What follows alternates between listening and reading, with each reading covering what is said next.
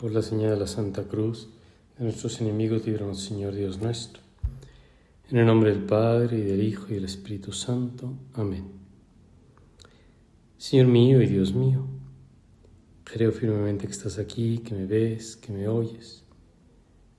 Te adoro con profunda reverencia. Te pido perdón de mis pecados y gracia para hacer con fruto este rato de oración. Madre mía Inmaculada, San José mi Padre y Señor, ángel de mi guarda, intercedan por mí. De María hoy la exaltación y el júbilo en la Iglesia. A ella en esta gran fiesta solemne de su asunción a los cielos, le aplicamos estas palabras del cantar. ¿Quién es esta que sube del desierto apoyada en su amado? Es una frase que vivamente nos transmite la imagen de María subiendo a los cielos por la fuerza de su Hijo, de su amado. Y esto hace referencia a la declaración del dogma de la Asunción a los cielos que el 1 de noviembre de 1950 el Papa Pío XII publicó.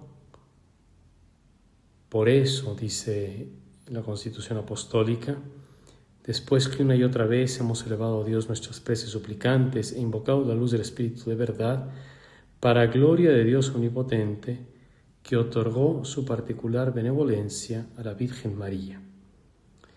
Proclamamos, declaramos y definimos, dice el Papa, que es un dogma divinamente revelado, que la Inmaculada Madre de Dios, siempre Virgen María, cumplido el curso de su vida terrena, fue asunta en cuerpo y alma a la gloria celestial.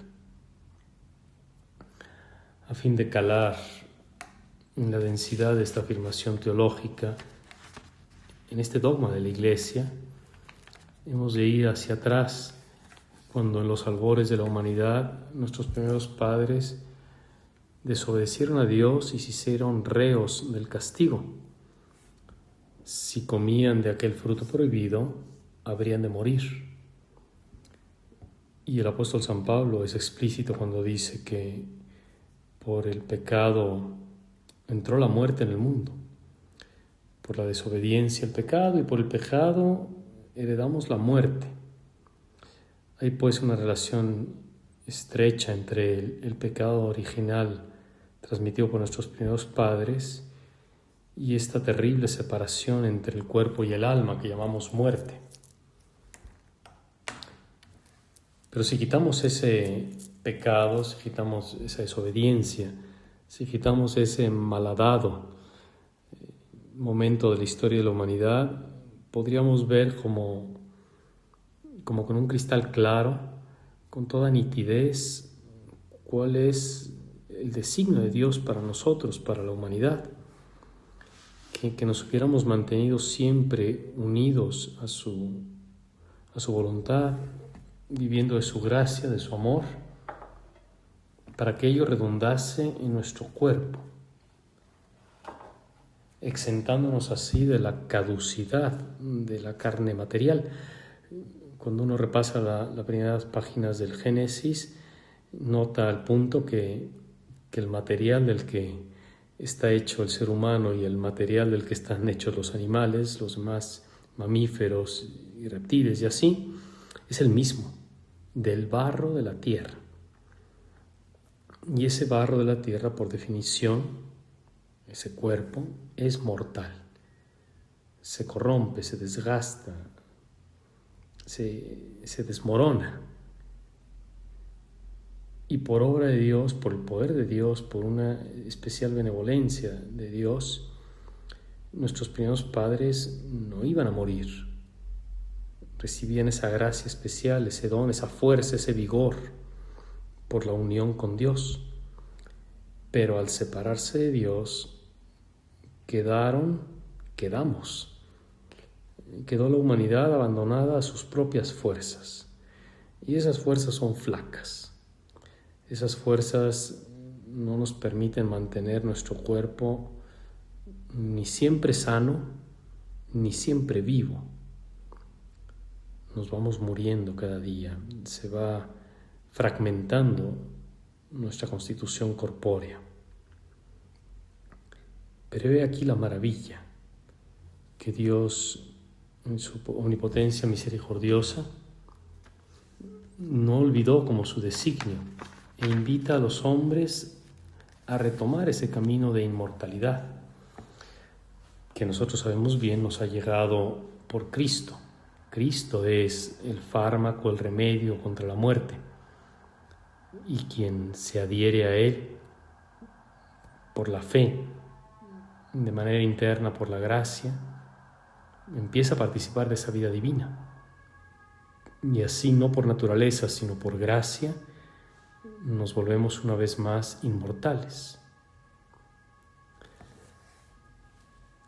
María vivió esta gracia, esta unión, de manera especialísima.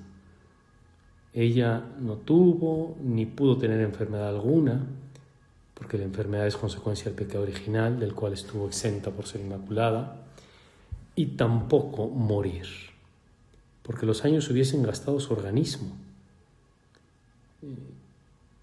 Pero como estaba unida a Dios, iba a permanecer siempre, por llamarlo así, siempre joven, siempre hermosa, siempre bella, siempre viva.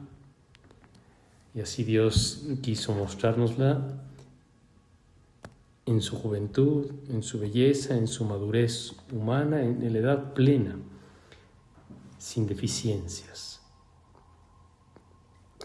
El amor de Dios fue creciendo, creciendo, creciendo. Y ese amor es lo que irradia en su misma constitución.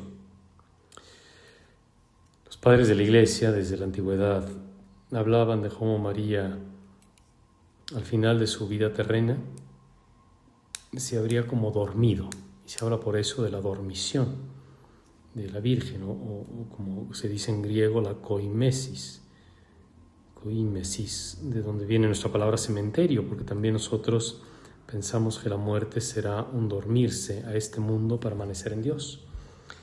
Pero en la Virgen María, según una piadosa tradición, se cumplió de una manera hermosa, cuando rodeada de los apóstoles se habría quedado dormida y, para asombro de todos ellos, subida a los cielos, ¿no? Asunta a los cielos.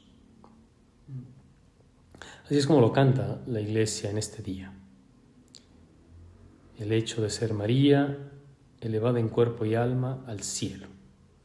Eso es lo que exultamos ahora, no como algo simplemente espectacular, como si fuese un número de circo que simplemente despierta nuestros aplausos, sino como un anticipo, un adelanto de lo que nos espera también a nosotros. No porque no hayamos pecado, no porque no tengamos consecuencia del pecado original, sino porque hemos sido redimidos y porque queremos estar adheridos a Cristo y gozar de esa divina inmortalidad, de ese don y de esa gracia. Muy pronto los papas, tanto en Oriente como en Occidente, introdujeron esta fiesta con una procesión, con nombres distintos, poniéndole una vigilia. Algún papa le dio una octava para solemnizarla, y ya así desde entonces los papas han repetido, ¿no?, que esta es la fe de la Iglesia, que esto es lo que cree la Iglesia. Creemos que María subió a los cielos por el poder de Dios, y así nos reunimos también nosotros ahora en torno a la Santísima Virgen María, como para pedirle que nos lleve con ella, que nos suba también al cielo. Así la suelen pintar los artistas, como esta Madre buena que va entre nubes subiendo acompañada de ángeles y recibida por Dios Padre y por su Hijo y por el Espíritu Santo. Y en algunos cuadros pues está el resto de los hombres como aferrándose a su manto para tratar de ser subidos con ellos. Son imágenes muy bonitas que nos transmiten nuestra confianza en la Madre, nuestra fe en que si somos perseverantes y si recurrimos también a su intercesión, habremos de recibir también ese premio hermoso de la inmortalidad, de la resurrección de la carne, para luego compartir en el más allá esa vida perdurable junto con los demás santos y a la cabeza nuestra Madre del Cielo, María Santísima. Te doy gracias, Dios mío, por los buenos propósitos, afectos e inspiraciones que me has comunicado en este rato de oración. Te pido ayuda para ponerlos por obra. Madre mía Inmaculada, San José mi Padre y Señor, Ángel de mi guarda, intercedan por mí.